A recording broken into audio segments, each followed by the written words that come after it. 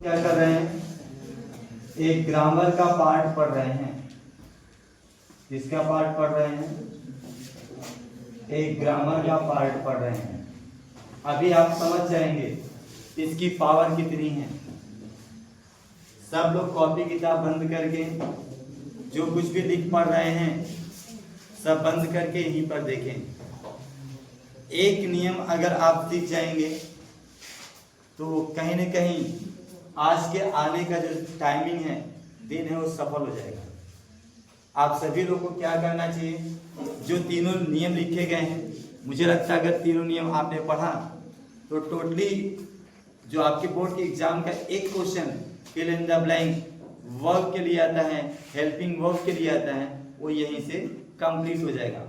चलिए देखते हैं एक छोटा सा नियम। यहाँ लिखा गया है लेस्ट। क्या लिखा गया है? लेस्ट लिखा गया है। और लेस्ट के साथ जब सब्जेक्ट लगने के बाद जो हेल्पिंग वर्ब लगती है वो फिक्स है, शुड लगता है। हेल्पिंग वर्ब में शुड का इस्तेमाल किया जाता है, फिर वर्ब की फर्स्ट फॉर्म, फिर ऑब्जेक्ट।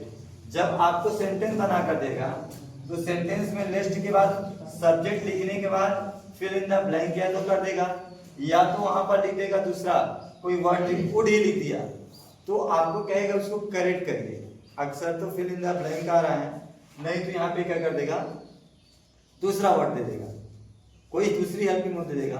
तो आपको चेंज करके केवल और केवल शुड लगाना पड़ता है, क्योंकि लिस्ट का जो हेल्पिंग वर्ब उठाता है वह जो रूल्स है वह आपका क्या है, शुड है। मुझे लगता है पहली बात क्लियर हो गई।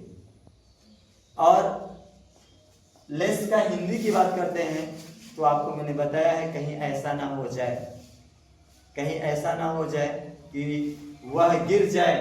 लेस्ट he should fell down on the ground, ऐसे करके आप हो जाएगा। शुड रहेगा मतलब चाहे सब्जेक्ट कोई भी रहे, लेकिन सहायक क्रिया का जो काम होगा, जो एचवी का काम होगा, वह हमेशा क्या लेगा, वह हमेशा शुड लेगा।